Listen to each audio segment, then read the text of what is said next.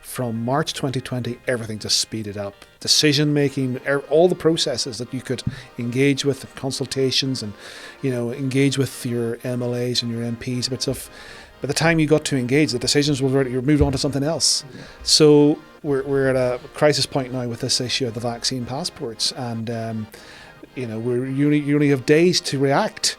There's enough broad strokes to go, well, wait a second, when you have so many political leaders all saying the same thing, Build Back Better, when you have so many other things lining up, when has that ever happened before? And across the board, we've seen medical regulators absolutely fail us. We've seen the legal system not come to our rescue. We've seen the police not come to our rescue.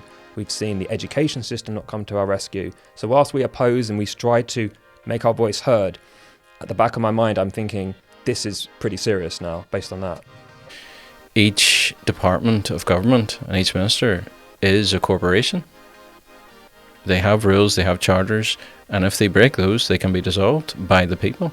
But I think things are just so serious now that to ignore what is happening is just such a dereliction of your duties. We can look back in history, even people who are still alive today, who lived through the pogroms and who lived through what the Nazis did, and are saying, this reminds us of what happened to us. And yet, even when they were put in the trains and they were going to the camps, they thought it was all going to work out. The only reason why in this part of the world we have a semblance of the freedoms that we have is because previous generations fought and stood up. It's getting to that point of getting people to stop being so afraid of making decisions. Actually, this is a dividing line for believers. You have got to take a stand. Well, good evening, everybody, and welcome to the second part of the emergency broadcast, God or Government, Part 2, Who's Calling the Shots? I'm your host for this evening, Russell Batten, and I'm delighted that we all could be here tonight, and I just want to say a quick word to Andrew Heron, who was with us last time.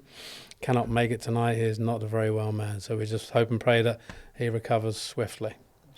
So welcome all around the table. Tonight we're just going to let fly with some questions that some people have put into us, and then we'll free flow for about an hour or so. So welcome all, Wesley, Paul, and Jonathan. Wesley, if you want to kick off, give people kind of a 2 or 3 minute introduction as to who you are, what you're bringing to the table tonight. Okay, thank you, Russell. Yeah, it's great to be here with you all this evening. And my name is Wesley Mitchell. I'm currently the chair coordinator of Liberty Northern Ireland. We are a group of concerned, mainly Christians, who have come together to really fight on the issues of freedom and liberty in terms of freedom of speech, and also freedom of assembly and freedom to voice just a different opinion. And certainly that is something that has been a real big challenge over this last year and a half beyond. My background is I've been involved in church work for the last 17 years. I was involved in a church fellowship plant in Scotland for around 10 years, and then came back to Northern Ireland. I have 7 kids, and we're all homeschoolers, and so it's a busy household. And we just wanted to do what God has for us to do. And I suppose this last year and a half been very much involved in pro-life work in Northern Ireland, particularly with the change in the law. And that has brought us into other areas of political discourse. So it's really good to be here tonight and to be talking about these issues. Right. So thank you. You're very welcome. Bestie? Well, I'm Bestie, manager of Health Store, and just general all-round controversial fringe figure. That's all really to say about that. Okay, fair enough. Jonathan? Hi there. Thank you, Russell. My name is Jonathan Weissman. I'm a full-time cybersecurity professional, and for the last few months I've been part-time independently studying all aspects related to Covid-19 and the injections that are available. To that end, I've founded a website called alltherisks.com, where I've documented my research, and I've started to do some videos as well, and recently spoke at the Emergency Health and Truth Summit, actually held here in Northern Ireland. Aside from that, I also have a very deep passion to understand the Word of God, especially the apocalyptic scriptures, which I think are very important for the current times. That's me. Very good. Thank you very much, Jonathan. Okay, well, we've got about an hour tonight, so let's get cracking with the first question. Let's dig straight in. Does the Bible give examples of civil disobedience or protest against the authorities? If you can think of any references there as to why we could or should be following Scripture as for civil disobedience, please jump in. Absolutely. Jesus, straight off the bat. Because people forget the Pharisees and Sadducees were the political parties as well as the religious sects of the day. So no better example than that. And we see obviously Paul as well, being a Roman citizen, again, advised people to follow and honour the government up to the point where it started to infringe upon what God had said. So, and I think that's key. It's up to a point. The example I come back to in the Old Testament is Daniel and the Hebrew friends. You think about Daniel, well placed and respected in Babylon under Nebuchadnezzar. So he was there working for a wicked king, and that was okay for the moment. But when it came to paying his due to the wicked king and bowing down in worship and violating the first two commandments, it was an absolute red line. And I think to me that speaks to the current time quite a bit. 100%, yeah. And again, it wasn't, people would consider it not that unreasonable. Sure, just bow down. Right. It's not asking a lot of time, not asking a lot of money, or not asking you to do anything to anyone else. But again, it was a line that he wouldn't cross. Against his God, right? And thinking about the current times, it's just certain things. It's just one or two differences, changes recently. I think a lot of people have drawn those parallels. They said if you go back in time, it's you did it. You said it well. It's just this, and Shane did a very good main podcast on this one. Saying, look, it's just this. It's just for 3 weeks. It's just a little bit longer. It's just a small jab. It's just to flatten the curve. It's just, and it's slowly tiptoeing in. So there's that parallel in history, and we know where that leads us. Well, we know a lot of people can't see it. Why do you think they can't see it? What do you think's going on with this? There's almost there's a blockage. Like we said the last time, fear. And people fear what other people think of them, and what other people say much more.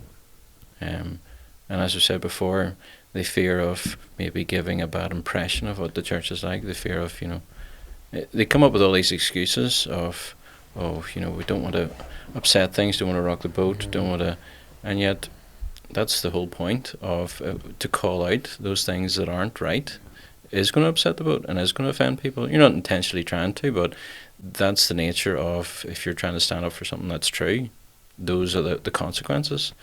And a lot of people just don't want to bear that because they don't like the confrontation, but they don't really like the hassle. Easy life. Yeah, that's what I find a lot of people say to me, even when they wear the mask and go, I know it's nonsense, but I just wear it because I can't be annoyed with the hassle. Mm. Yeah, I think a lot of responsibility has to lie at the feet of the pastors and the ministers and the clergy. They are really the role model for God's people, and they really set the tone for church life and for Christian life. People look to their pastor, their minister. What are they saying? And certainly, I think over this last year and a half, when we have seen how the clergy have responded to the pandemic, we have just seen fear, we have seen capitulation, we have seen no faith, we have seen confusion, darkness, and folks' faith have just been devastated and shattered by the fact I heard of a minister who was visiting some of his parishioners or some of his congregation, and neighbours were watching as he put on the mask, and then he sanitised his hands and then put gloves on, and then went to the door and pushed through a CD, and then did the whole process back in the car, and he was doing this once a week. And some of their unchristian neighbours were saying, is this a man of faith? And here he is preaching the gospel, or seeking to preach the gospel in that community. And he is terrified of going to a door with a CD. Well, in my mind, when you're saying that, I have this picture of Jesus coming out of the car, sanitising his hands, putting the blue gloves on, and going back. And no, he would not do that. to me is the lack of faith. It's the lack of leadership. It's the way that the pastors, ministers, leaders of the church have just failed their congregation. They have failed their flocks. I'm generalizing. I'm not attacking the church. I'm generalizing, but that's what I see. Yeah, and I think what we've got is the critical mass within the church, within the West, has gone a certain direction. It has gone the same direction as the world, by the way, and the global thinkers who orchestrate many of the things we're experiencing right now. And I think that's really key, because it reminds me again, I always go back to 2,000 years ago with Israel. The majority, the bulk, went a certain direction. They did not go with the Lord, just like they didn't go with the prophets. It was only the minority that heeded the prophets, It's the same thing today. But it reminds you in Samuel where it says that the word of the Lord was rare in those days. Right. And yet the temple was going, everyone was doing their thing, everything was looking outwardly as if, this is but it was rare. And there was very few actually listening and following. But they were doing all the externals. This people honours me with their lips, but their hearts are far from me. So we're back to that point again where people love not their lives unto death. The very thing, like I said the first time, the very thing that Christ came was to deliver people from the fear of death. Yes.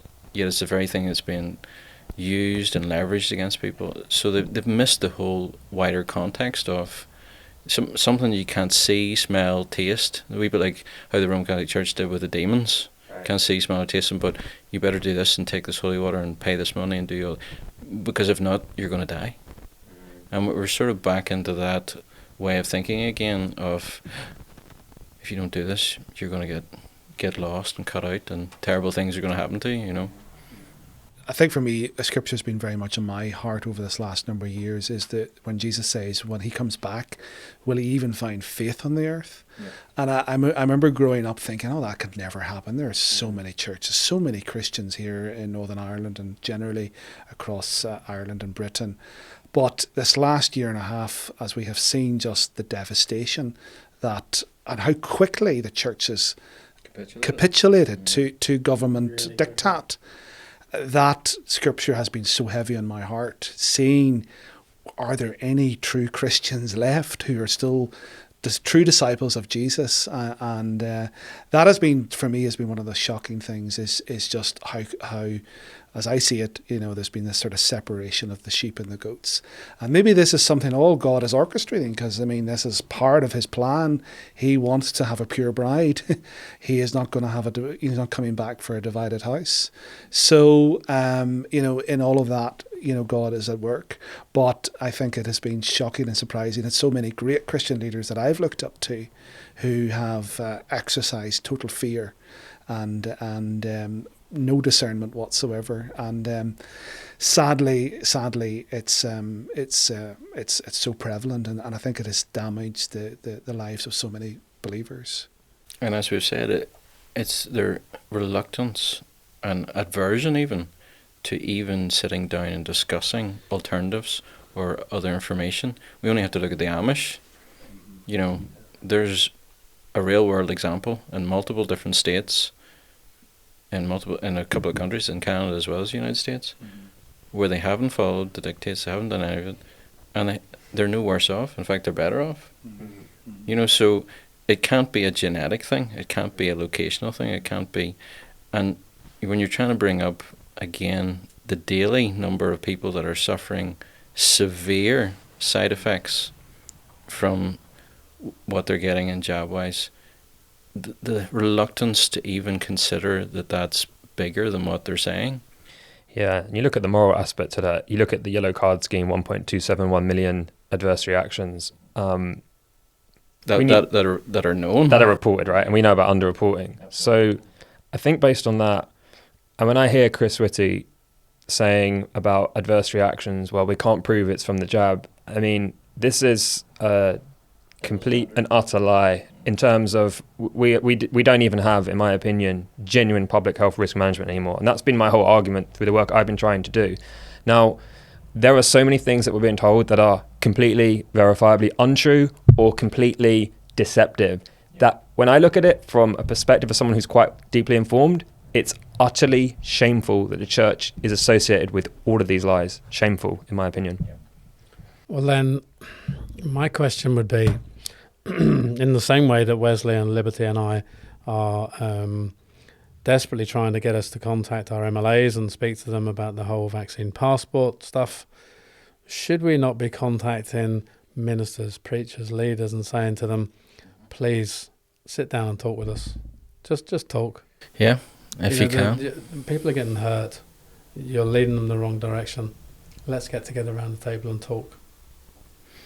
Could we do that?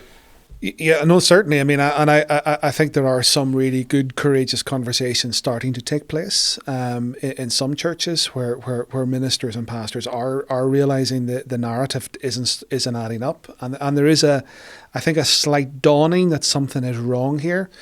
I think there's another side to it where there's a lot of other pastors and ministers will not touch this because this is toxic. Because if there are people realize they have been wrong on this, maybe they have been wrong on many other issues. And there's an issue of integrity and credibility in terms of their leadership. So I certainly think, it's we need to be talking to our pastors and ministers about this and having conversations and ask, pointing them to good material which can, educate and inform. I mean, this is really what a true Christian is someone who's educated, someone who's informed about what they're talking about. That is the essence of what a believing person should be. Yeah, and in addition to that, I would say it's okay to make mistakes. It doesn't mean to say because you've made one mistake that everything you've done is a mistake. So in the way that we communicate this around the table now and the way that we communicate this to church leaders, you may have made a mistake here. Doesn't mean to say that everything you've done in your past 20, 30 years as a minister has been a mistake. We think what you're doing now is a mistake. Let's talk. Because that's what's missing. We said this last time on part one. The whole debate is missing, and it's missing by design. So we've got to see that. We've got to keep on and on and on at them. And they're forgetting they're being called to be priests and kings. And what was the duty of a priest? To differentiate, to distinguish between holy and unholy, clean and unclean, righteous and unrighteous. And they're not doing that. Right. So they're failing in their, the basics. 100%. And even the aspect of being a shepherd as well. What does a shepherd do? Gives his life for the sheep. That's what the good shepherd is. That's what Jesus did for us. And I look at it and think, everybody knows when you're speaking out against the pharmaceuticals, against the government, it's not so comfortable. And that's okay. We don't mind doing it. But isn't that principally the job of the pastors, of the shepherds? Well, it used to be, but what I find, and it used to annoy me 2 years ago when I worked in a Christian bookshop, a lot of the Sunday school prizes, and they would come in and get these books on these old preachers and all these missionaries and all the hardships they went through, and they're very happy to hold them up as, these are bastions and pillars and these are examples, but they'll refuse to do it themselves. Right. When they had, Kramer, Thomas speaking out against the King of England at the time and almost losing his life because he was telling him he was wrong, they'll trumpet that and go, isn't that wonderful, isn't that fantastic? But they go, why did you do it today? Oh, well, we live in different times. And, they make all these excuses. And I'm like, right, okay. Because until you're on this side of it and you feel what it's like to be deceived, to have propaganda around you 24/7, you don't know how you'll react. Everyone thinks it's straightforward, it's easy, I wouldn't do that. Well, here's the problem. We don't know where this thing's going to head to. I can tell you categorically from looking to science, we already have a bunch of lies from the government and from the pharmaceuticals. This could be a lot worse very, very quickly. And so people need to make a decision. Do you want to come away from the lies right now? Or are you going to keep going? Because it's going to get, I think, far, far worse. Absolutely. They've got momentum, so they don't want to let that go. So literally anything goes. And it doesn't matter how they get people from pillar to post, as long as they get them along the path of giving up their freedoms to give them more control. Yeah. No, I think that's been shocking for me, is just the speed of change that is happening. Certainly, with what I've been involved in terms of fighting abortion, things over years took really slow, took years to get changed, and then suddenly, from March 2020, everything just speeded up. Decision making, all the processes that you could engage with, consultations, and engage with your MLAs and your MPs about stuff. By the time you got to engage, the decisions were already, you're moved on to something else. Mm-hmm. So we're at a crisis point now with this issue of the vaccine passports, and you only have days to react. And most churches, by the time they get to consider it, it's already done and dusted. Yeah. And they're left then to actually implement the thing or decide, well, we're going to disobey. Whereas, what we're seeking to try and do is to get on top of the issue and engage before the decisions are made, and to hold those who are making the decisions to account and inform them as to what is happening and what will happen if they continue down this way. Yes, but it's by design. If you take the words of David Icke, this has been a totalitarian tiptoe. They've been quietly just testing things out for years, for decades. And now this time where we're getting very close, it's a slam dunk. They're just doing things so quick. All the time I see us playing catch up. We're looking at situations and we're saying, we need to do oh no, it's too late, it's done.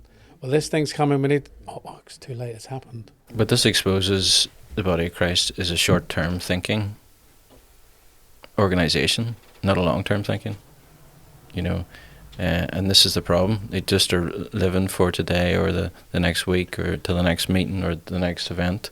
They're not thinking long-term, and they're not taking seriously being salt and light.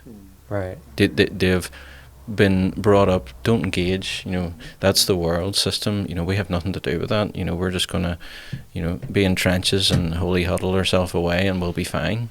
And there seems to be, what I've seen, not just the church, but society, this undeniable optimism, even in the face of tyranny. It just says things have got to get better because the bulk have gone for this unprecedented pharmaceutical intervention. It just has to work out because enough of us have gone for it. But I can tell you from biblical history, that's absolute nonsense. It does not work like that. In fact, if anything, as soon as I heard there was going to be a universal program with new technology, first thing I thought was biblically, wait a second, this could be a catastrophe, just based on nothing other than my understanding of biblical history, understanding of Noah's flood and the time of Noah, understanding of how Israel has been when it's disregarded the prophets, and many other instances throughout biblical history. And I think that's all it really is. It's a lack of ability to discern the times. But we're dealing with the case of the boy who's cried wolf too many times. Because of so much over the past 100 to 150 years of the end times, and this is it, and this is going to be all over soon, and so many of it turned out not to be.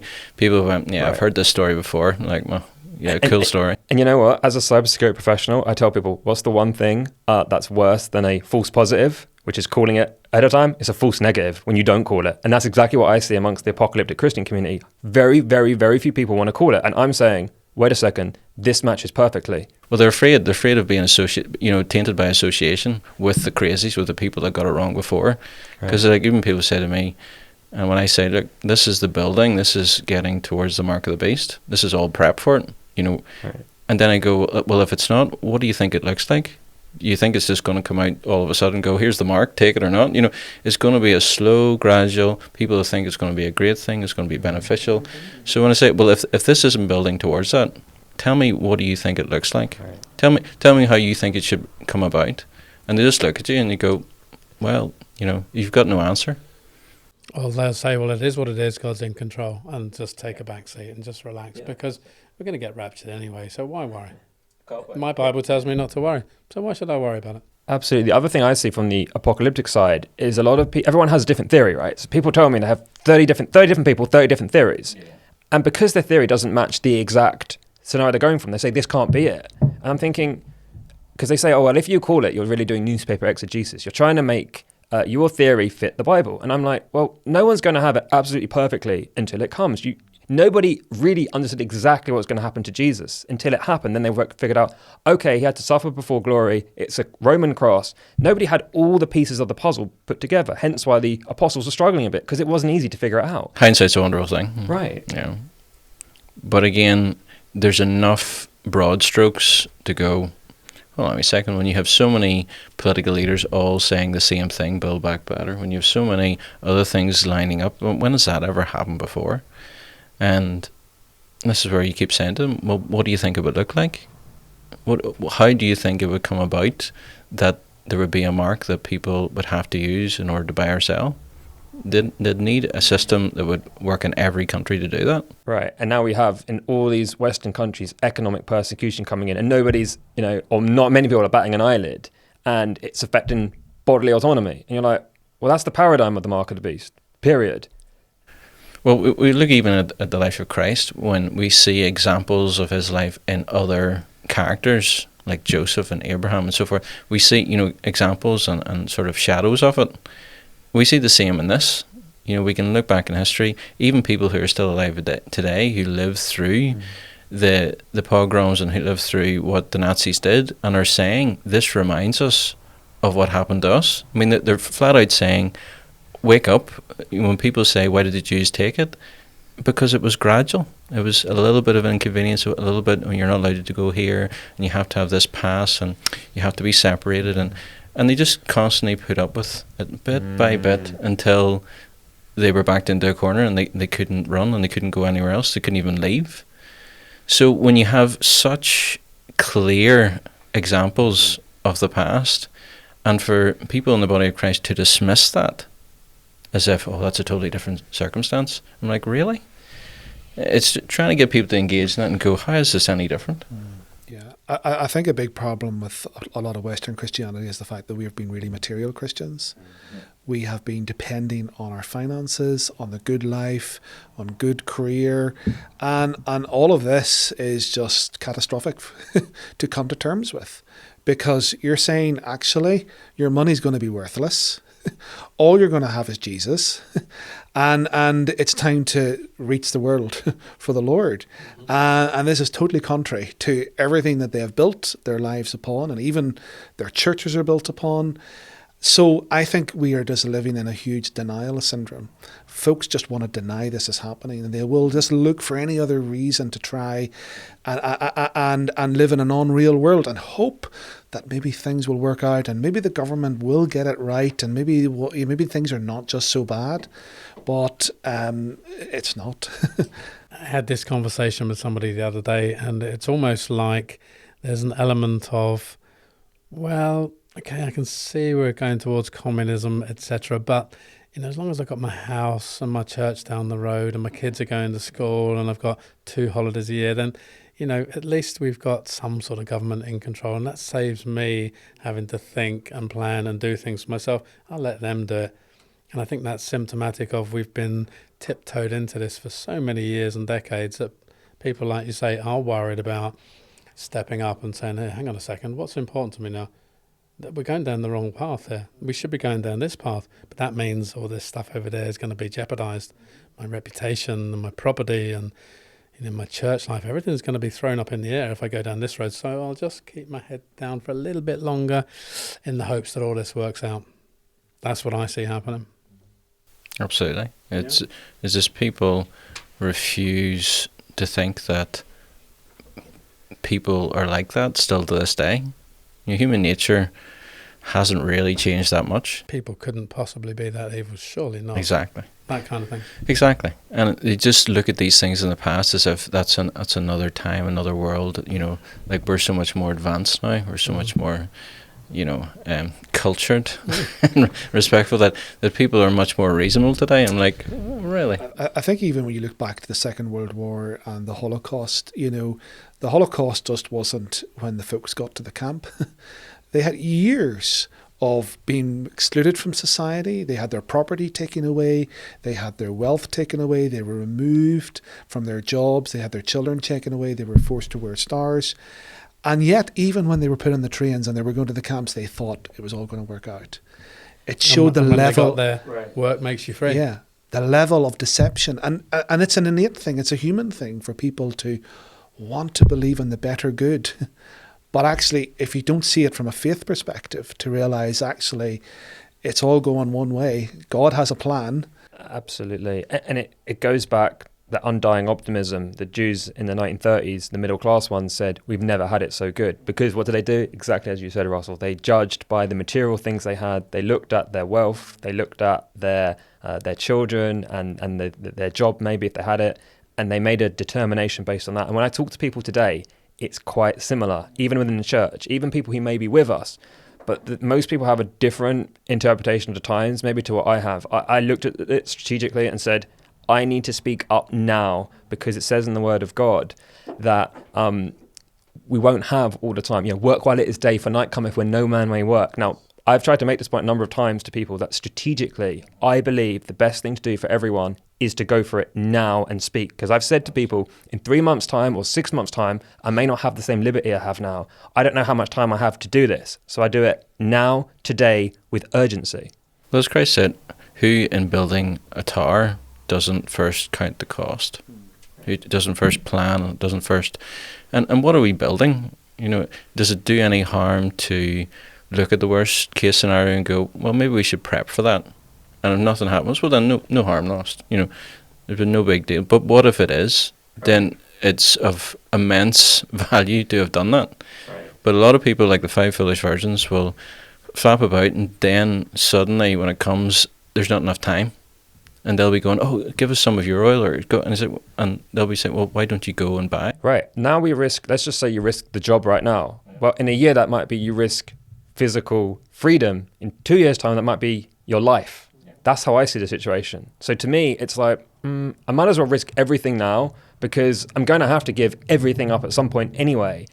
The Lord says, if you love me, you will give everything to me, absolutely everything. But as Wesley says, people don't want to admit that it could get that bad. They're always thinking, yeah, but we've been through bad times before. You remember the 70s? Remember we got through that? Remember that we got through that? This will be just the same. I'm like, yeah, but this was localized back then. This is international. This is a totally different circumstance. And if any people should know, it should be people here. I mean, even just recently there, we had 3 years of no stormont. Some people go, oh, the government look after us. Well, they weren't even there. So it's getting to that point of getting people to stop being so afraid of making decisions. That's a good point. I want to wrap up this segment by jumping to question 4, because it's a good way of just wrapping this up. It is clear that the mainline churches have capitulated to the scaremongering tactics of the government and its so-called experts. Have they lost all credibility as custodians and bearers of the message that alone can help people overcome fear? Absolutely.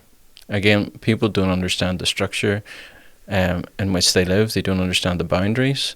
They don't understand that they're supposed to be serving us. That they should be getting directions from us. We do get the people that we deserve. If we don't fill that vacuum, if we don't give direction, someone else will. And we see that it's coming from Westminster. It's all drama and theatre. It gives the impression that, oh yeah, we're here to serve you and we're here to listen to you and do what you want, but not really, because there's no real pushback. And it requires numbers, and it requires people to understand there is actually in law a remedy. There is actually things in place that we can use and do that just aren't being done. And again, what's the point of having these things if they're not used? They might as well not be there. Examples being people don't realise that each department of government and each minister is a corporation. They have rules, they have charters, and if they break those, they can be dissolved by the people. But how many people know that? How many people know that they can put that in and go, non-feasance, malfeasance, you're not doing what you were elected to do. We can... A very good point. And that malfeasance seems to be cropping up a lot, whether it's in the police force for not investigating these crimes that are being reported, whether it's the school principals who are allowing their property to be used. That's malfeasance in a public office once again, and those crimes are going unpunished and not followed up by police. And there is case history for this too. This isn't the first time. So this is what we're trying to get people to realise. We have a situation as of today where crimes, because these are crimes, these are war crimes, these are crimes of genocide that we're witnessing. We have crime reference numbers from local police stations.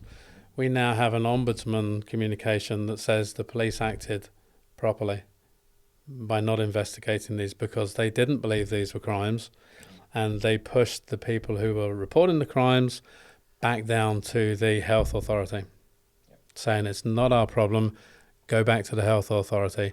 And in fact, we're actually allowed to shred the evidence that you've just given us, because we've now told you to go, you can't report it to us, it's not a crime in our eyes, and go to the health authorities, and we're going to shred your documentation. And the ombudsman has said, yeah, we're fine with that. So my challenge is, how far do you go to get the remedy? Do you go to the top? Do you take the head off the snake? Do you use these lawful remedies with crimes against humanity to go to the top and say, you are now guilty of crimes of malfeasance in a public office. We, the people, will not stand for it. We are trying to protect our fellow brothers and sisters and our children. You are accountable, and we will not stand for this. We do it all. Yeah. I think, a really good subject for a lot of Christians to start studying is what they call the Doctrine of the Lesser Magistrate, which is something that was developed back in the early Reformation days, whenever a city in Germany was being asked to execute its citizens, and the local magistrates defied the senior magistrates and said, no, we're not going to do that. That's the doctrine of the lesser magistrate, is it? Yeah, and it's a doctrine. I mean, there's a lot of study been put into it, and there's a number of books that have been written. But really, what it's saying, it's saying to particularly Christians who are in roles of a lesser magistrate. So maybe you're an officer in the law. You are obligated to defy a greater beast or a greater power in order to serve God. So if you're given an instruction, this is obviously was confirmed during the Nazi war criminal tribunals, whereby it wasn't an excuse to say we were following orders. You have a conscience, you know right, but what right from wrong, and when you're committing a war crime, you have to defy orders that are given to you. So what that is saying, and this is particularly an issue in relation to the subject of abortion, in terms of nurses and staff, you have an obligation to save life. So if you know an abortion is taking place or is potentially taking place, you have to do everything within your power to save that life. That's what God commands you to do. It's not a matter of opting out and saying, well, that's actually illegal what I'm doing. God's law is supreme. So you have a responsibility. Now, this starts within the churches, because this is a theology that needs to be understood, that needs to be taught by the pastors. How will the people know if they're not taught from the scriptures what they ought to be doing? And sadly, this is what we're facing here in Northern Ireland, is that Christians do not know how to apply the scriptures in their personal work situations and in terms of civil life. I know you want to jump in. Let me just say this. This is why we're talking about God or government. This is why there is a replacement theology, and we covered this the other day, that it's become flip-flopped, where instead of God's laws being in control, the powers that think they be have inverted them so that their laws are in control and God's laws become further down the pecking order. And unless they're challenged, absolutely, they're going to take it as... Absolutely. What I was going to say, I agree with every word spoken, and I'm working as much as I can with all the institutions, whether it's legal or complaints of criminality, or whether it's freedom of information requests to the medical regulator, and trying to use what's left of my democratic voice. At the same time, I do question apocalyptically whether we have seen the restraint being removed. Now, that's a heavily debated verse. Does it mean the Holy Spirit? Is it a pre-tribulation rapture? I tend to think it's not. I tend to think it's actually moral and intellectual restraint, I believe, has already been removed. That's my position. And I think that explains why we saw a paralysis in 2020. And across the board, we've seen medical regulators absolutely fail us. We've seen the legal system not come to our rescue. We've seen the police not come to our rescue. We've seen the education system not come to our rescue. So whilst we oppose and we strive to make our voice heard, at the back of my mind, I'm thinking this is pretty serious now based on that. I would say an example under what Wesley was saying about, we have an example in the Old Testament of the two Israelite midwives who were commanded by Pharaoh to kill the babies, and they made an excuse going, oh, we get there too late. These Israelite women are so lively and they're already giving birth before we get there. And it said, and it marks them out, that their families were blessed for not following the dictates of that. So I mean, there's classic examples, but again, even back to what you were saying about perfect love casts out all fear. Right. And it talks about in the last days, people, the love of many will grow cold. They'll become lovers of selves rather than lovers of God, boastful and all that there. So in that sense, the lack of love has brought in the fear that has just been ramped up. And in a sense, that's a restraint, the love, and God is love, so it's that pulling away of that from people's hearts, for me, is the removing the restraint. The natural affection a mother has for her own child, and we see terrible cases even this week of abuse of kids which is just phenomenal. That we would be in these times that such things would happen. But again, that restraint of the lack of love has, for me. Yeah, absolutely.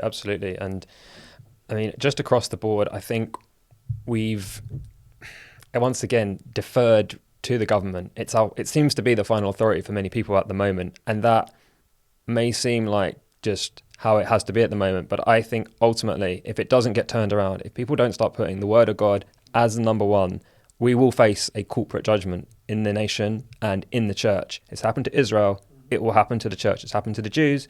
It will happen to the Gentiles. It's the same thing. Exactly. Okay, thank you very much. I'm going to move on to question number 3. Is taking this kind of devil's advocate, this one.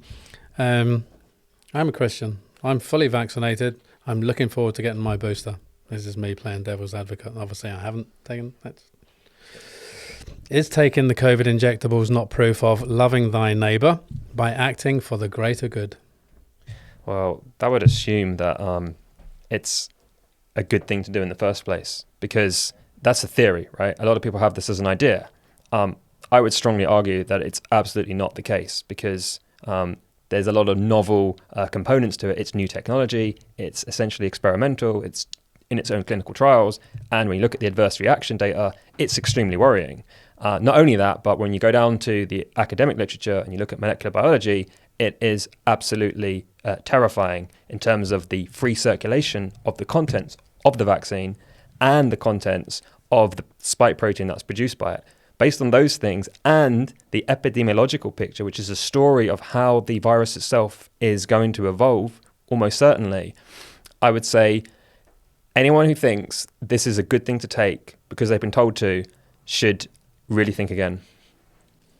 I like that. I'm still going to play devil's advocate, but, I hear all that, and that's wonderful. But do you not understand we're in a pandemic and millions of people are dying? And if we lose a few thousand because of some side effects or another, isn't that a good thing, that we're trying to protect millions of different people? I mean, I'm just trying to understand this. Right. Again, it's like this analogy with war, which is what we were told in the first place when they said, look, this is basically going to be a war. And in everyone's mind, they're thinking 4 years World War One, 5-6 years of World War II, right? And that's the kind of length of time they want everyone thinking about. So the fact you've still got cases, it's like, well, we're still in the war. However, we can make things far, far worse. So what we're doing, right, is we see a lot of cases amongst people who've taken the injection, because they're actually likely to increase the infectivity of the dominant strains. This is all known if you go into quasi-species theory, if you go back to the studies on Marek's disease in chickens, that if you use these kind of injections that are non-sterilizing, they don't stop the infection and transmission, you're just going to have more of the virus. And since it's just a system now with the PCR test, it's all down to, do we have cases? This thing is literally not going to stop anytime. Not only that, but the antibody response starts off immature after your first jab, and it goes up and it gets quite high, and then it wanes quite quickly after 4.5 or 6 months. And so based on that, you will get reinfections all the time. It's absolutely apparent. So if we're basing it on cases, this thing is literally never going to end. But also any remedy or anything that you would try and do shouldn't be as bad or worse than the thing that you're trying to treat. But it isn't. There's millions and millions of people dying in this pandemic, and there's only a few 100,000 that are dying of the... Well, this is where I'd say the gullibility of people who believe everything that they hear, because if that was the case, and we only have to look back at Europe during the Black Death, where they estimate 1/3 of the population died. Now, that was before vaccines, that was before even hygiene was known and about bacteria and different other things. So people got through that with lack of knowledge and doing things that were actively spreading it and making it worse. I think we can get through this with much more knowledge. And again, we're getting back to the whole point of, should we be doing more harm or the same amount of harm for something that has a 99% survival rate? And there's a metric for that. It's all-cause mortality. Very simple. You just want to see, well, are people dying who take this thing, or more so, or people dying who don't take this thing, the placebo group? So it's a very competitive space right now with the statisticians, right? But if you just go back to clinical trials of Pfizer, for example, very, very simple. You look at the document that came out, I think it was the 8th of November, 21 people died in the jabbed group, 17 in the placebo group. So you do what they do, just use a relative ratio. Relative risk increase of vaccination, you get 23.5%.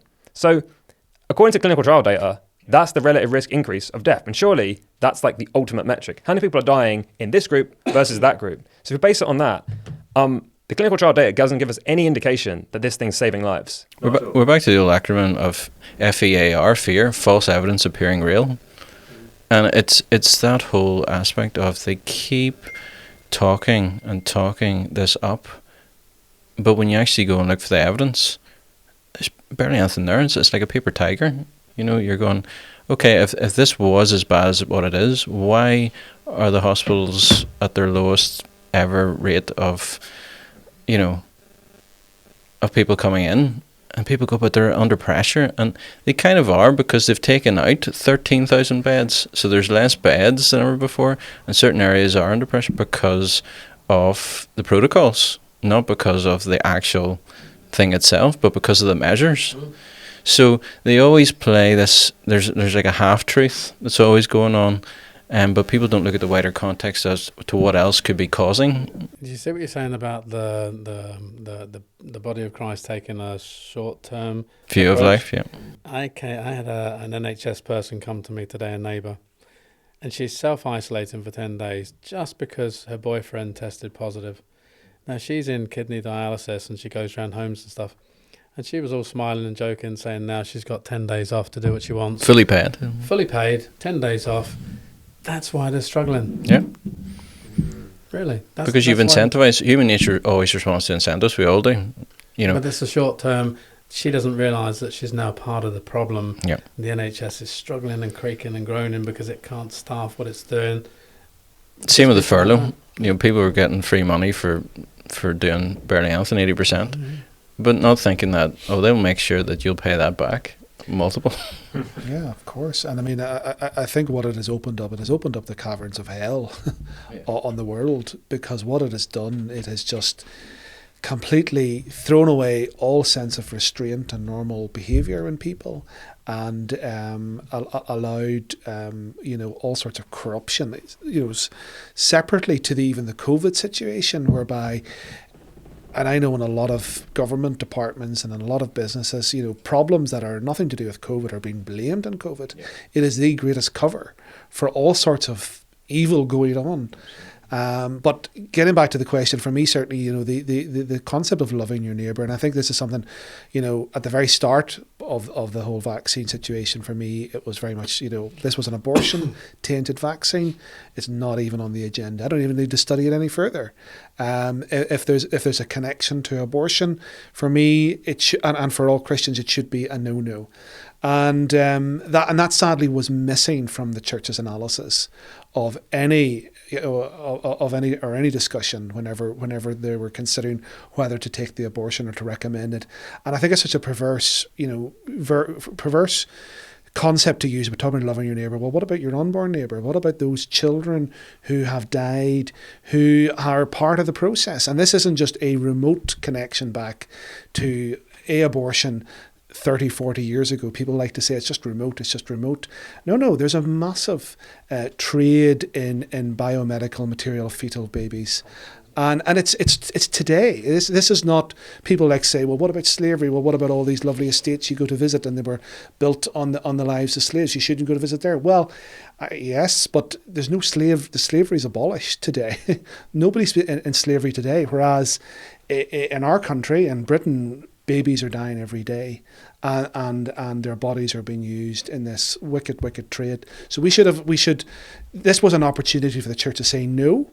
First of all, let's look for an ethical vaccine, and then let's even go from there and look at the wider pictures. But sadly, no, everything was just capitulation, fear, speed, and now we're left with the consequences. And surely loving your neighbour would include telling them the truth. Yes. You'd like to think so. So if people are afraid of not loving their neighbour by not doing this, surely they should be concerned about listening to deception and lies and whatever the hearsay is. Mm-hmm. That for me is not loving your neighbour either, when you just blindly follow and don't investigate. Is it the case that truth comes in many variants, and that these people who are perhaps telling their neighbours that they're really for the greater good should go and get their injections, they actually believe that they're telling the truth because they've bought the lie? Not only have they bought the lie, they've internalized the lie, and now they're regurgitating the lie as if it was their truth. So it's a form of truth, but it's their truth, but it's not the truth. Well, that's the whole point, like we said before, about getting back to how people think, their hermeneutics, how they construct their arguments. There's logical fallacies, and we all can be guilty of it and susceptible to it, but it's being aware of that and then making active steps to avoid that. And that's what we don't see any effort in people doing. They just assume, there's a pride element, they just assume that they're right. Well, what we've seen, I think, is a bit of a sort of step change. And I think things have gone back once again, more like the Old Testament, where we're not hearing from our government any useful information, not only from a health perspective, but even on the ethical side. And I said this in the summit, that everybody deserves to have the right to know about HEC 293. Everybody deserves to know the history of mRNA technology and the adenovirus DNA and how they got this thing to market and all the unethical practices during the clinical trials. And I would say that, in my opinion, there should be a synergy now between those who are exposing the pharmaceutical industry and the pro-life movement. I have seen that synergy coming together. I think it's really one movement, because what we're doing is we're exposing the unfruitful works of darkness, and we're exposing the fact that most certainly Satan is working through the medical and scientific and pharmaceutical industry, which is now a completely global totalitarian system, frankly. And I think it's a watershed moment, and we have a dividing line now in terms of what you do with this thing. On the one side, you can just go along with the government and just go along with everything all the way, and it will get worse and worse. Or for someone like me who maybe hasn't made a stand before, it's a great opportunity to say, and I said this at the summit, I said, well, I didn't know this before about HEC 293, but isn't this what repentance is? Isn't this repentance, right? I don't know why it's so hard for people. Like, for me, it's not very hard. I just say, okay, I didn't know. I got it wrong. I was too relaxed. Now I know better. I don't know why it's so hard for people to admit it. Again, pride. It is. It goes back to that again, where people would rather see a face than admit that they got it wrong. Yeah, well, I think the church has been guilty over the generations of cover-up. Oh, massive. And we've seen that in all denominations, but eventually it comes out. And it leads to catastrophic effects on future generations. And I think one of the greatest things that we could see at our present time is church leaders repenting en masse. And I think it would like bring revival. I think the world would look on and say, goodness, we have seen real Christians here. We've seen people who have been honest and real and open. That starts at the top. Yes. That starts with these leaders repenting. I think it's a bit of both. I think it happens at the bottom as well. Because, again, if we're waiting for the people at the top, you might as well die now. Because, it's not going to happen. It's up to each individual person to take personal responsibility for their own health, for their own life, for their own choices.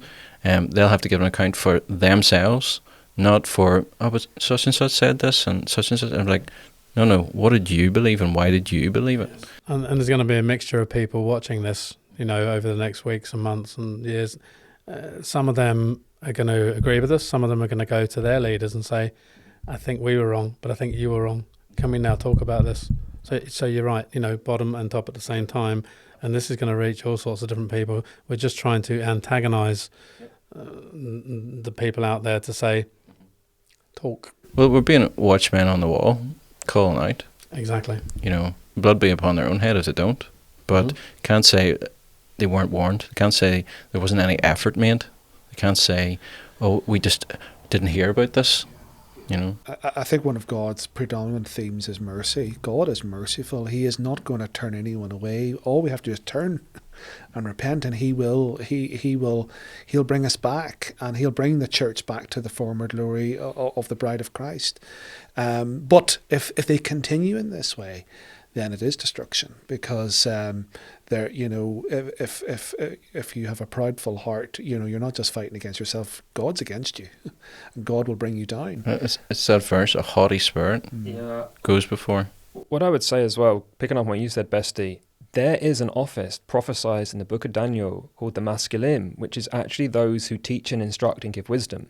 one of the things I think is you're going to see now a lot of people, and I'm already seeing them, who are well instructed on matters of health or on politics or on government, who are speaking up and exposing things. So for the pastors, what I would say is you need to listen to some of the people that God is going to raise up, because they're there, appointed by God to give instruction, to give wisdom. You know, Jesus says, my sheep hear my voice. And especially for a pastor to discern the voice of God, when even if the whole world is telling you, go in this direction, your denominational leaders and the government and the people who pay your bills. But I would caution you absolutely to consider well those people who risk everything to warn you. And they forget a lot of their own denominations started because people went, we're not having this. We're not taking this. We're not taking this teaching. We're not taking this from the government. We're not taking this. We're breaking away. But they're very happy to rest on the laurels of what other people have done. But when it comes to the same situation, they'll just back down. They won't hold up. They'll fold up. I think what has happened, particularly in this country, is, and it's been a planned thing over many, many years where the government has cultivated relationships with the churches. And there's a kind of an elite group of people who are involved in church leadership and people who are involved in the government. And there's I would say, kind of an unwritten agreement. We do our part and you do your part.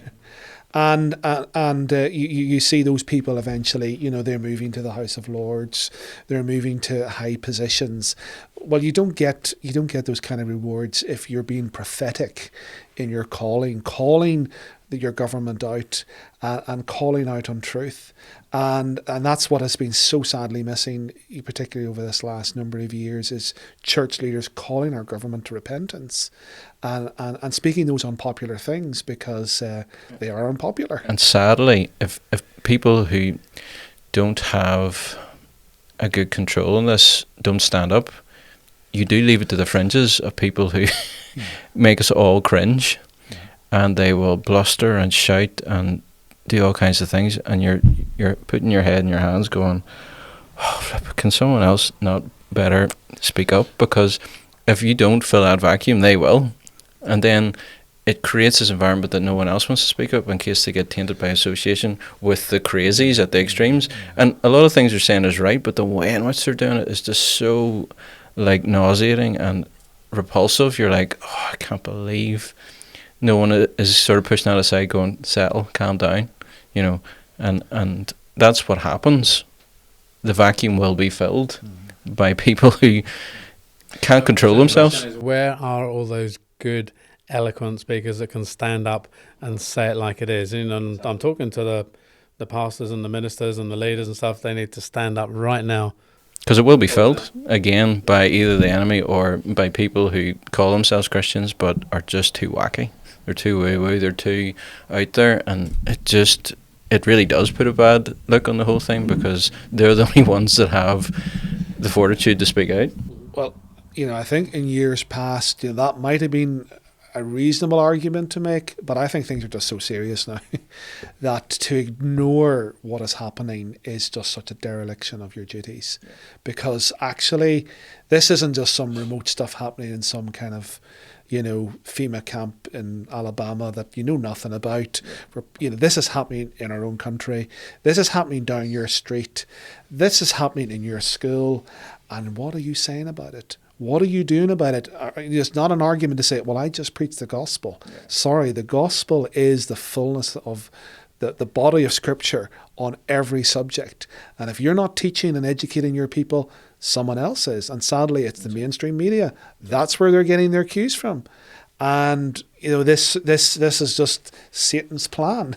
Absolutely. And it comes down once again to apocalyptic urgency, because it's coming. You sweeps down the age demographic, coming down now to the children, going across the world. You're going to come to Africa and all the countries in Asia.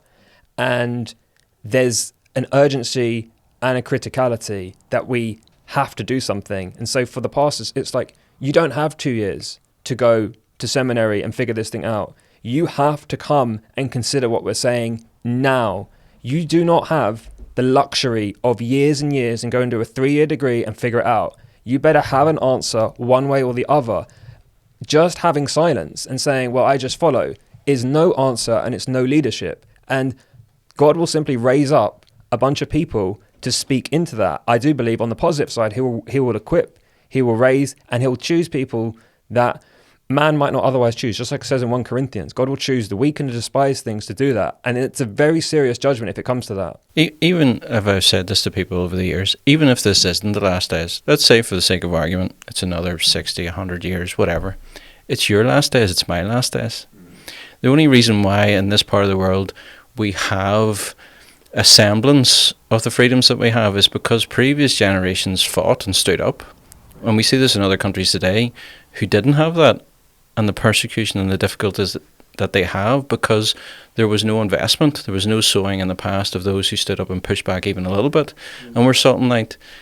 So the bit that we have is sadly waning quite dramatically because they don't know how to be salt and light. Yeah, and I heard a great phrase from an Italian medic. She went on TV and she said, "This is World War III in your body." And I think that's the level which it's come down to. And again, apocalyptically, it makes sense. It's a dividing line that's come to each and every person globally. Which way do you want to go, and why are you going to go that way?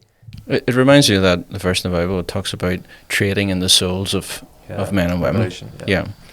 And the territory, the land that's always been wanted is people.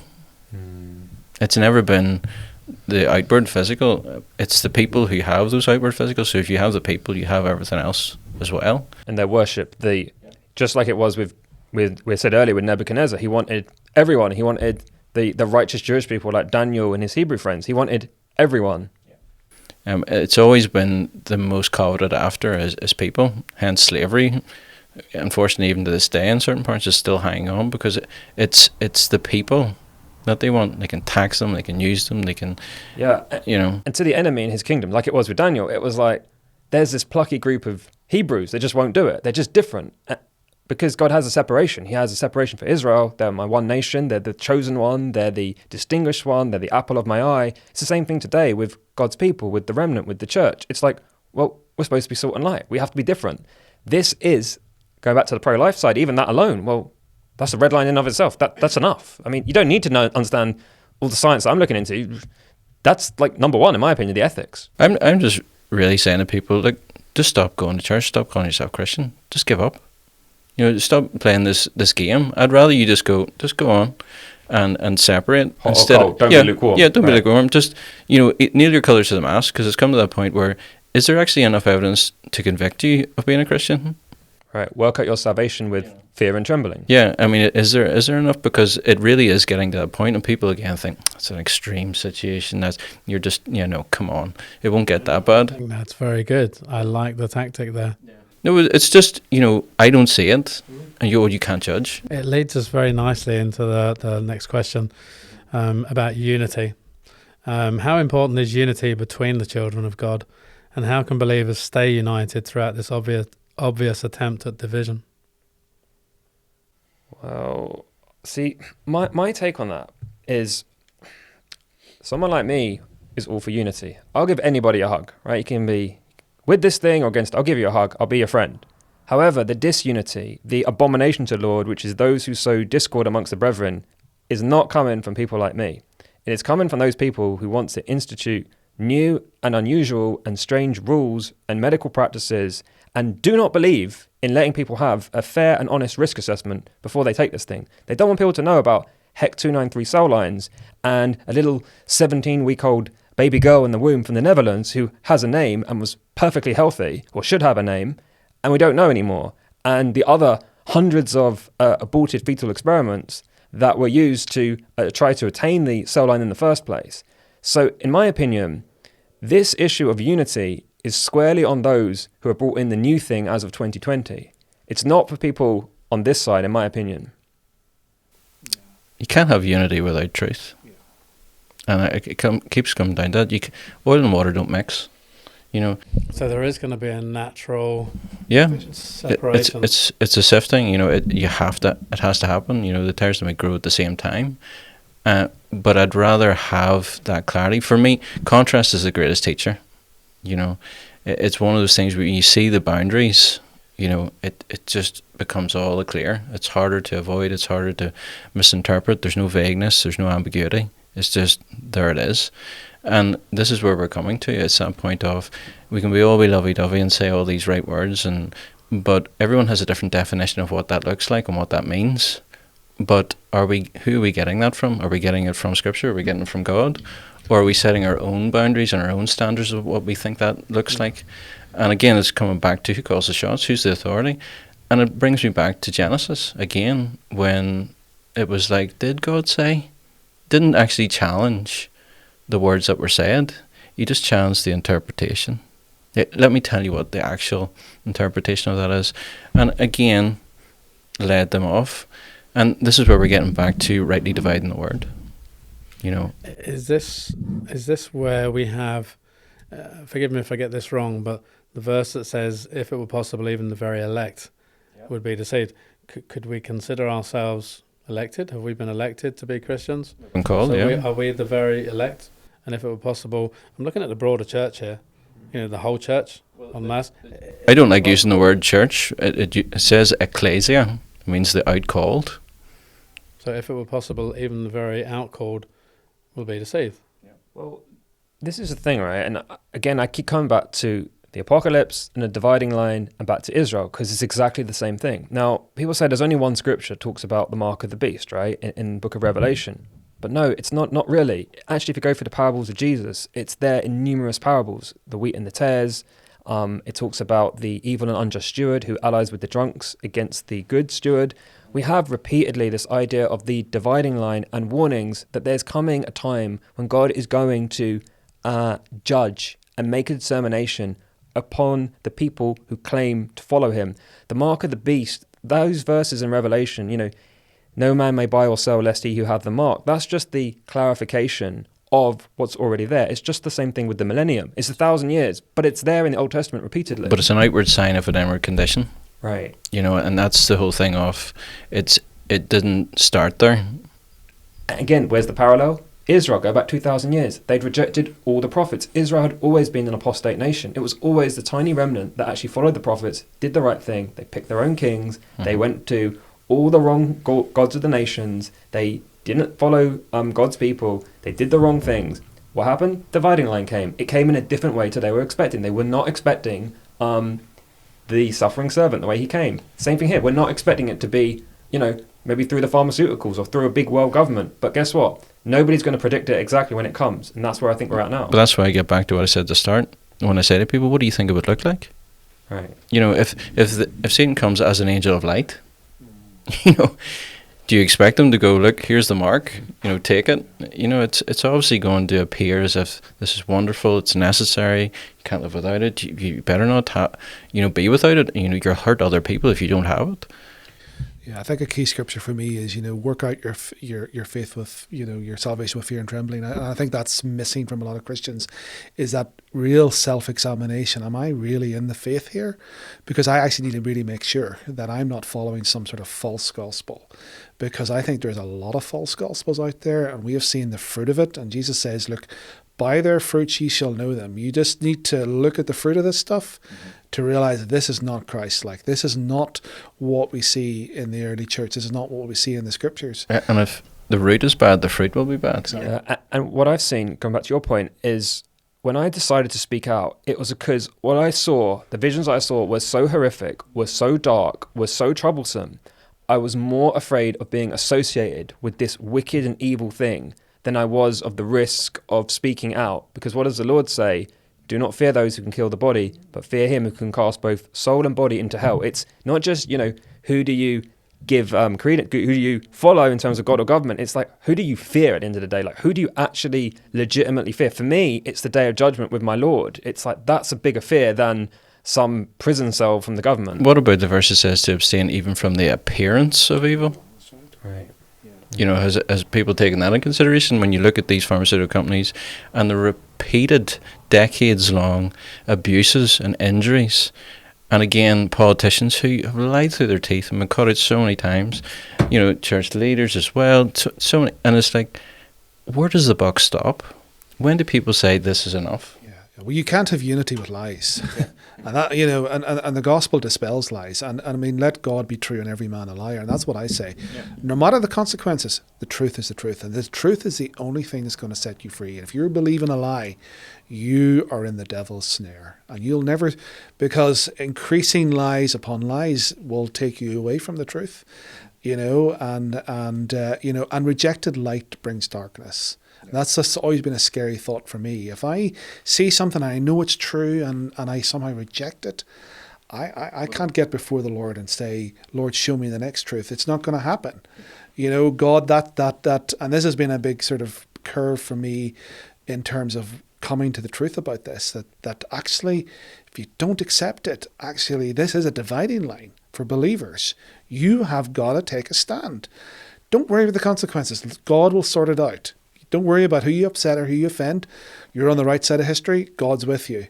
But don't, whatever happens, do not be on the wrong side of this, because I can tell you it is not going to end well. And the scripture it says, if the truth in which you have is actually darkness, how great is that darkness? And that's just where we're at. Again, Paul? If the truth in which you think you have is actually darkness, how great is that darkness? Yeah, that one's sinking. And that is where we're at, where people think they have the truth, but it's actually darkness. And it's so great. I mean, I was shocked. I listened to some pastors, online, and I was just checking some churches out, and they were praying for these Christians who are not vaccinated to God would challenge them to love their neighbours and to get vaccinated right today. And I just thought, my goodness, how on earth can you say that? How on earth can you believe that? How on earth can you say that to your people? I mean, that is just so... I can understand a pastor saying, I don't know the answer. You just have to seek God. Even the very elect. Even the very elect. Yeah. But to promote something without knowing the truth about it, God is going to hold you to account. And I think there's a big reckoning coming. There's a big accounting coming for. But praise God, I think the outcome's good here, because God is going to do something amazing through it. But it's not going to be easy. Absolutely. And just to be very simple, if somebody's not taken this thing by now, there's been enough marking for this thing. I think they know what it is. I think it's pretty clear to say they don't want it. So if you're a pastor, if you're a Christian leader, and you're putting pressure on somebody, that's pretty seriously bad in my opinion. That maybe they don't have the constitution to stand up for themselves if you keep pummeling them with this stuff and you're using your spiritual authority to bear down on them. I'd say you're getting into extremely dangerous judgment territory. And I would suggest anyone in that position immediately retracts their position, because that, in my opinion, is a very, very severe thing to claim that you know what's best for that person, for their health, for the spirit. Right. It keeps going back. A haughty spirit goes before a fall, and pride before destruction. And why do people say they know what's best? Because they haven't. Are they a researcher who's independently verified all the pharmaceutical clinical trials? Are they someone who understands epidemiology? Have they looked into molecular biology? If they haven't, what on earth are they doing? It's just because they trust the government or they trust something they've heard. That is extremely significant in my opinion. But naturally enough, they're going to throw that back at us. They're going to say, well, it's because of something you've heard or something you've read. Are you qualified in all these areas? No. But that's what the whole point of, you weigh up both sides, and people haven't exercised that muscle. People haven't been encouraged to do that over the years. They're even afraid to bring in other false doctrines and explain to people why they're false. Just stay away from that. Say this is the truth, and say so people aren't engaging their faculties in understanding why it's wrong. They're so afraid even to investigate. Yeah, I mean, I know a church council met over the summer in their denomination, and this was brought up for discussion, and they just shelved it. And they wanted to talk about, every other thing under the sun, but everything else but this. But they didn't want to talk about this. Yeah. And this is like the elephant in the room. And what are you doing as a church if you're not speaking to the big issues of life and society? You're living in an unreal world. And in fact, actually, I'm afraid I think you're very close to that point where Jesus says, look, do I really even know you? Are you, and God only knows the heart. But what I'd say is, if folks see the truth, those who are truly the Lord's, they will respond to it. Those who are not will reject it. And that's a scary thing, but that's where we're at. And there is this dividing line is hitting right across families, churches, fellowships. Yeah, I agree. We're going to have to move on to the next question there. Is it time for Christians to prepare to go underground in this time when governments in the West are becoming increasingly totalitarian? No, the elites go underground. They've got their bunkers. As it talks about that they'll hide under the stones and the rocks and from the fierce wrath of the judgment to come. Again, I look back on the righteous are as bold as a lion. You know, we're going to die at some point. I'd rather take my stand and die on this hill. It doesn't mean that you will. I mean, we have to look at Israel. Everyone around them in Egypt was collapsing and falling, and yet they weren't. So there is precedent for what we're saying, but I think of any time that we should be a city on a hill and not go underground, it should be now, because we have a hope. We know that in the end it does work out good, but it will get worse before it gets better. But that's why we should be ready in season and out of season, to give an account, to give an explanation as to why we have hope when the darkness is all around. And just like Jesus had said, peace I give unto you, not as the world gives it. Because people think peace is when your outward circumstances are good and peaceful, there's peace. But he was coming and saying, regardless of that, it's what's within you determines your peace. And I think this is a great opportunity for us to put that across and go, we're at peace, we have no fear. Yeah. Very good. In terms of urgency, and I believe this for the last 5 years, I've looked quite a lot into the apocalypse in terms of the timings, and I've believed very strongly that we will see the Lord's return very, very soon. And I base that on a number of things, but including the prophecies of Hosea, which talks about for 2 yom. Now, yom can be a day in Hebrew, but it's often qualified as a time period. So in Genesis, it's evening and morning, which tells us it's a solar day. But yom can also be a year, or it can be a month. It can be a different period of time. It depends if it's qualified. Now, in Hosea, it's not qualified. It just says, for 2 yom, he will return to his place, which is the Messiah will return to his place. And then in the 3rd yom, the 3rd day, we will live before him in his sight. Now, I and many others believe that this alludes to the fact that for 2,000 years, 1,000 being yom, Israel will be apart from their Lord as he returns to the right hand of the Father, where the Messiah is. And then, in the next 1,000 years, Israel will live at peace with their Messiah, which is the millennium. So if you go back and you look at the timings, you think, well, the Lord went to the cross, and people debate the exact year, but approximately the year 30 AD. Some say a bit later or a bit earlier, approximately 30. That means the times are pretty soon, according, if you take that interpretation of Hosea. So I just would add that to the mix as well. Yeah. I mean, I certainly think, in terms of, Christians needing to go underground, I don't think we're at that stage. I think we can be pretty open about what we're doing. We still have certain freedoms. And I think if you find it hard to speak up now, then you're not anywhere ready for what's coming down the line. So now is the time to speak up. And it's now the time to go and speak to your Christian friends and fellowships and neighbours and educate them and warn them of what's going on and say it's time to take a stand and it's time to band together against this tyranny that is coming. For it is coming, and is coming very quick. It's already here. So I think that is something that we need to definitely prepare for. I don't think we need to just go and start digging bunkers just yet, and that, but that may come, and we just need to use a lot of wisdom and discernment in this, and yet we have to have love and compassion. If we come across that we told you so, or we're here judgmental, we're not. We're calling out an alarm out of love and compassion and saying, please, for the sake of your soul and your families, take a stand. Believe the truth.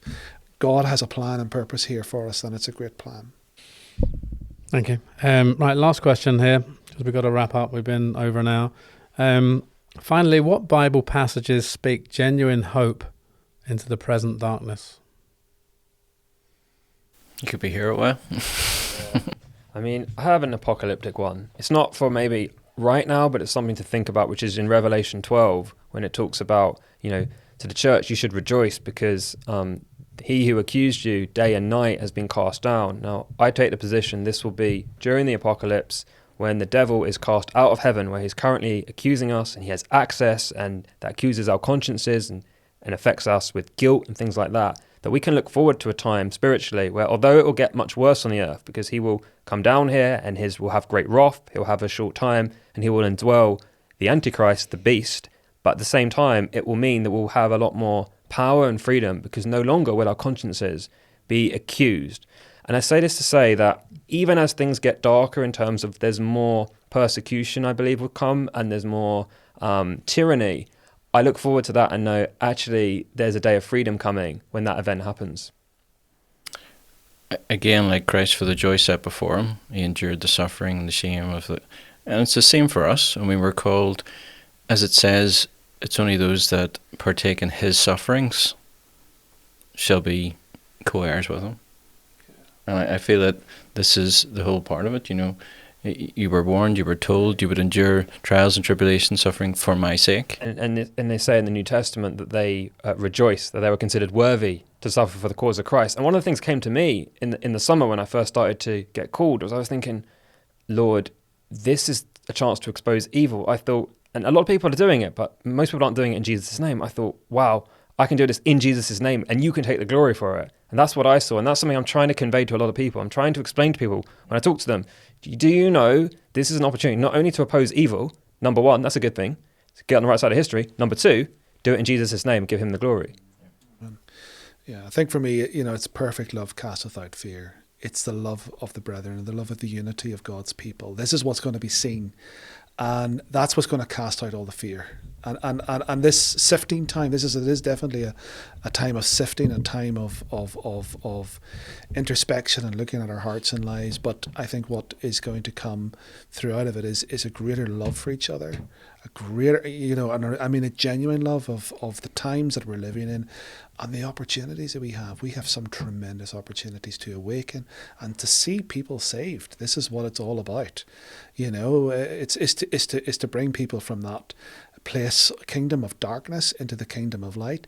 People who were living their lives happily, no thought of God, no thought of eternity.